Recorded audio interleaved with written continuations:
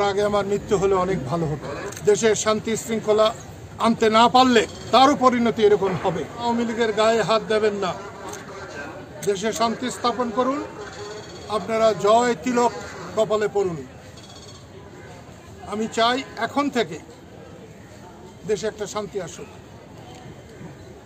অধ্যাপক ইউনূসকে তত্ত্বাবধায়ক সরকারের বা অন্তর্বর্তীকালীন সরকারের প্রধান করা হয়েছে, আমি তাকে অভিনন্দন জানাই।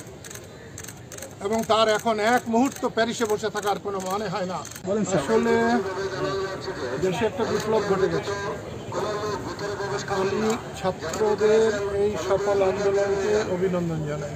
বঙ্গবন্ধু আর শেখ হাসিনা কোনো মতে এক কথা নয়। বঙ্গবন্ধু জাতির পিতা, স্বাধীনতার মহানায়ক। আজকে ৩২-এর বাড়ি যে